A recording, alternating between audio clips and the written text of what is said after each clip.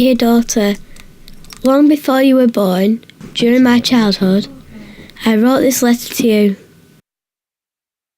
I want to tell you how I looked after my dad. My life wasn't like any other kids.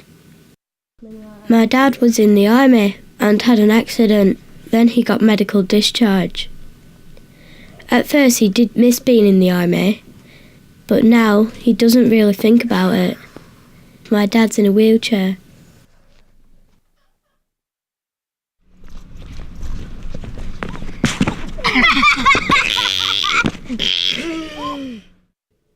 Dear daughter, I am 8 years old as I write this letter to you. It will be many years before you are even born. I am writing to you to explain how I have had a different life from my friends because I helped to look after my disabled brother.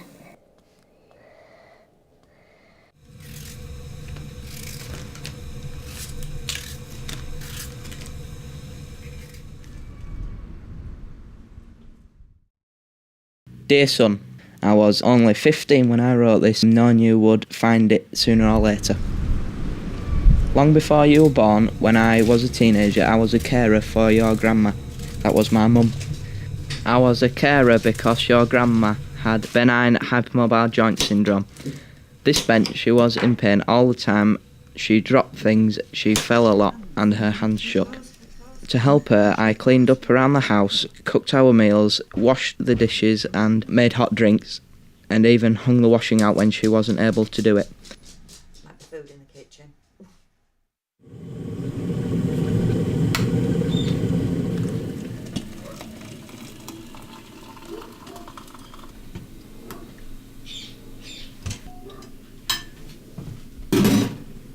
I do stuff to help my dad, such as make sure he has his tablets. I do cleaning, cooking. I feed the pets. These are the things that me and your auntie did in everyday life as a child. Cheers, love. Thank you. Yeah, that'll do. Maybe this all sounds very difficult, like hard work. We've had to grow up a lot faster than most kids. I don't have as much time to mess about and be a kid. It's not always easy, but I enjoy looking after my dad. I feel like I'm helping him to get better. He can trust us to do the things for him that he can't do for himself. I got up before 6 most mornings while my mates were still zedding away in bed. I would make sure my mum's tablets were ready and that she could get out of bed. Sometimes I'd have to help her sit up, then get my stuff together and go to school. I couldn't just tumble out of bed 5 minutes before the bus arrived. So next time I shout at you to get up before midday, think about all the things I had got done before that. When I got home at 4 o'clock, the first thing I'd do was start making tea. This is how I came to be such an excellent cook. I learned how to cook decent meals from scratch. Matthew has 2 kinds of disability. He is Down syndrome and autistic. If you met him for the first time, you would soon know that he was disabled because he makes strange noises, walks funny, and sometimes he waves his arms about. Other kids stare sometimes because he looks normal but acts strange. I love Matthew and he loves me. Thank you, Daddy. What's that? I do a lot of things to help Matthew and to help my mum and dad look after him. At home, I keep him entertained so Mum can do her work. I also help him with his food and play with him. He enjoys watching telly and watching me on the PlayStation. He knows it's me on the screen, but if something happens to my character, he chucks himself off the sofa. I keep him company and give him lots of cuddles. So I do lots of little things that add up to something big. We all work together as a family. We talk to each other and we trust each other. Cheers. Go. Put it on full. Just reverse it up there. And that's your only joyriding you're going to be doing. Most of the time, caring for Matthew is easy, and I don't mind doing it. And I will do more and more as I get more grown up. You're calming down now. Our family is a team, and this makes life easier. Caring for Matthew has brought us all closer together. I can't always go out to see my friends when I want to, because Mum needs me to help with Matthew to keep him calm.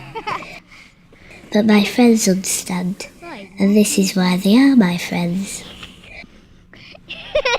I think that I am more mature than my friends.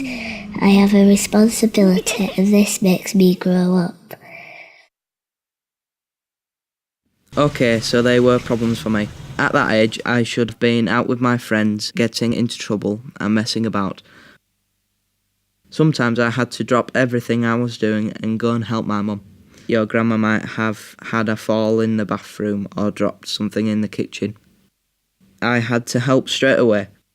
I'd be lying if I said I didn't get annoyed from time to time. I worried about her when she was on her own in case she had a fall. Now this might all sound like one big pain in the backside, but it taught me how to do things for myself and other people. I knew I was making a difference to someone that needed help. When I look at my friends, I can see that they don't have the responsibilities I do. And sometimes I don't think I can talk to them about my life.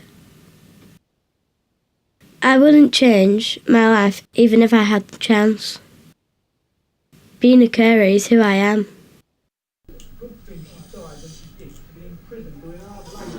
I didn't take everything for granted, unlike some people I knew who couldn't even run their own bath.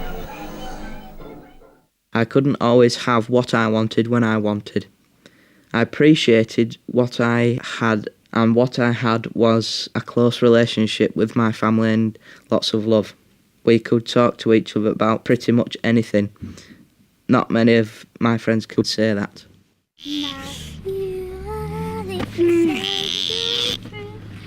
We love you, yes we do. Matthew, Alex, and Duffy. We do, oh yes. Give Rachel a kiss. No.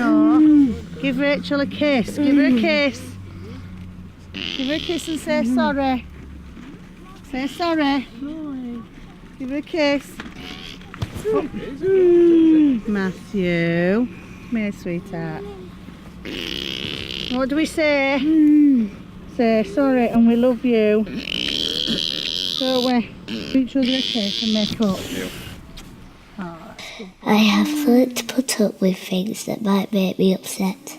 Sometimes these are big things, like we can't always go on holiday. I have learnt not to make a mountain out of a molehill. Being a carer is important to me. Although it's difficult sometimes, I don't think I would want to change my life. I would probably be a different person, and I wouldn't want that. From your loving mum, Rachel.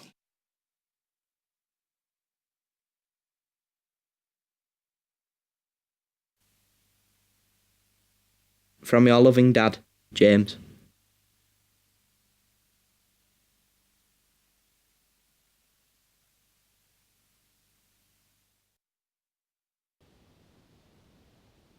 Oh my love, your mum. Amy, age 11.